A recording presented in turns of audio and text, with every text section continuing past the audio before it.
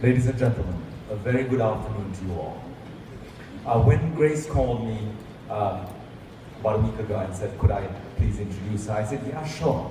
And I thought what she meant was, ladies and gentlemen, here's Grace Wickramasinghe. But I think she had other plans and she wanted me to make a speech. Now, there's a problem here because Ashok Ferry doesn't do speeches. So I'm sorry to have to disappoint all those people in the front row who are looking forward to a long snooze while I go on and on and on for 45 minutes. So listen up, all you guys. You're going to get 3 minutes from me, 3 good minutes. I could talk a lot about Grace being a law student, how she's learning Mandarin at Columbia University. Her best friend, I think, did it far better than I ever could. How she's a very hard taskmaster. The first poem we read, we rehearsed for 3 hours and she still wasn't happy with it. I could talk about a lot of things about her that I know, including her raucous and very interesting social life. But I won't. I would like to dwell on Grace Wickramasinghe as a poet, as a fellow writer, because that's what interests me. You heard a couple of her poems, and I think you will all agree with me that the one thing that's really special about her poetry is there is a very raw, emotional quality about it. Now, it's not just the experiences, it's just not only the stuff she writes about, it is also the way you use those words, the way you can draw your reader in. Poetry, trust me, I'm just a prose writer. I know that there's one poet in the audience here, Marie, and there's another one here on stage. It's incredibly difficult, but more to the point, it's difficult to draw people into it. And the way you do it is not only with the content, but with the words. How you employ those words as a sort of lure, as a sort of bait. And I think she does that incredibly well. A couple of weeks ago, about a month ago, we read at Casa Colombo a selection of my writing and her poetry, and there were people crying in the audience. And I think that is testament to how powerful and how good her poetry is. On that subject, a little word with you. Writing such immensely personal stuff, there's a great pitfall here, particularly in a place like Sri Lanka, where if you write about an alcoholic, people will say, yes, Machan, of course he drinks like a fish, you know that. Or if you write about a pedophile, then you have to be a pedophile yourself. People naturally assume that what you write is what you are. So my last book is about a male escort in London, so naturally I have to be a male escort, right? I mean, it stands to reason. So in Grace's case, I would like to assure you that she has a very, very happy family life, and her mum didn't lock her up in a dog kennel and feed her dry bread for 6 months, or her grandfather didn't molest her, or her father didn't beat her up. But the point here is this: the very fact that you might even think that these things are true says a lot about her poetry. Because a writer's duty is to put himself in the mind of the subject. And it's not an easy thing to do. So, particularly if it's not you, particularly if it's a friend or something you've read about, you still have to put yourself wholesale into the skin of that person you're writing about. And the only proof that you've succeeded is when people start crying in the audience. So, Grace, really well done.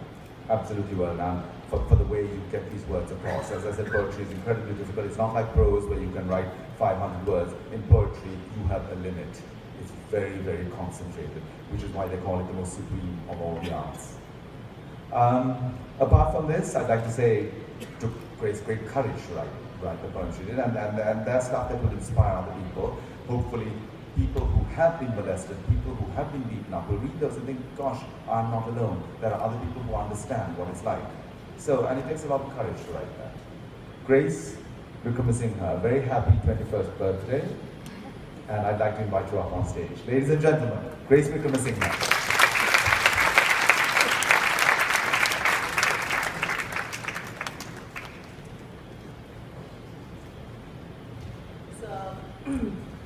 I think Ashok practically said everything I need to say in my speech, so thank you. No, I'm joking, I'm going to talk a lot. Okay. So, first of all, distinguished guests, ladies and gentlemen,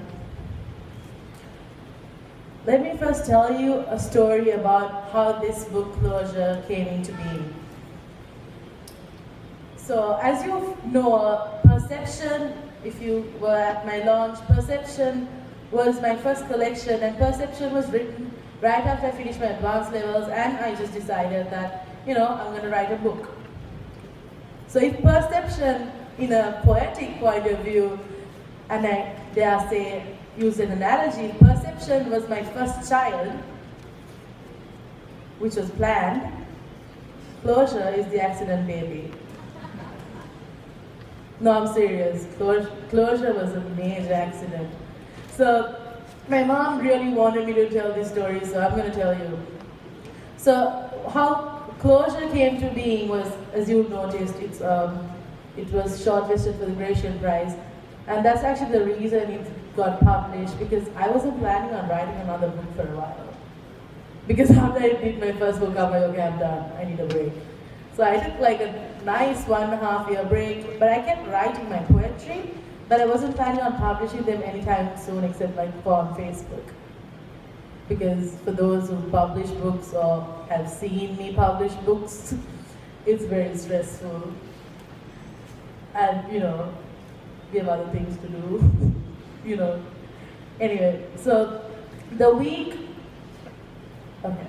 So in December 2015, I had to go to Greece for World University's debating championship. And that same week, since I slept through my first psych finals for my forensic criminal psychology exam, because I sleep through my exams and I missed them, I had to do that exam and my exam and go on my flight to Greece on the same week. Was also the week my mother said, so the Gratian is coming up, do you all want to apply? Because a couple of people had called and said, is Grace going to apply for the Gratian? And then my mom's like, Grace doesn't have another book. And then she's like, do you have another book? I'm like, no. Why? I don't have another book. So she's like, yeah, but I heard you post stuff on Facebook. So apparently you have a collection. So probably Auntie Shiranti came and said this, and I just had 24 hours to copy-paste my Facebook timeline onto a manuscript without a content page, and I had to send it for the Gratian. And while I was on my way to the airport, I gave it to my father on a pen drive, and he printed it and he delivered it at the Gratian office. Few months later, I got shortlisted for the Gratian, and then now I'm shortlisted, and I'm the youngest, and everyone's making such a big deal about it, so I have to like, oh man, so much pressure, great, I have to publish this now, because everyone's like, when is it coming out, when is it coming out, when is it coming out? And I'm like, next year, next year. They're like, no, you can't do that. And then I always, well, not always, but I had this idea that I want to do something super cool for my 21st. Something different. Not a dinner or a party. I know, my friends are super disappointed. But yeah. So I thought, why not launch my book? And that's what I did. And I really want to thank all of you for being here today. I know it's a Sunday. Especially, Ashok, I know you mentioned this, that you're missing your nap. And I'm sure most of you guys are missing your nap. I am missing my nap, trust me. In the morning, I came in super late and I was like, that's it, I'm gonna cancel my whole launch. I just want to sleep. I know my dad missed his nap because Dominique had to put my makeup on. So yeah, thanks for not sleeping. I mean, good job guys, seriously. Like, I didn't sleep, you guys didn't sleep. We can do this, okay? Like 1 more hour and we can do this. Okay. So anyway, I just wanted to mention that my friends, and for those who reached out to me with their writing or with their personal stories, this book is for you. And if you look at the acknowledgement, it says, for my girls, 5,000 miles away or here, stay strong. My other best friend, as I mentioned earlier, lives in Melbourne, and she was a main inspiration, Sashni Siriratna, who's an amazing writer herself. We really need to get her published for this book. And for my girls, for not only just my best friends, also other girls, complete strangers who come up to me, and it's kind of creepy. They sometimes come up to me and just start crying. I love you guys, I really like it when people cry in the audience, like, so. Waterworks, and you know what's more attractive than girls crying? Boys crying. So like, no shame. Break all stereotypes, cry away. Have a great day.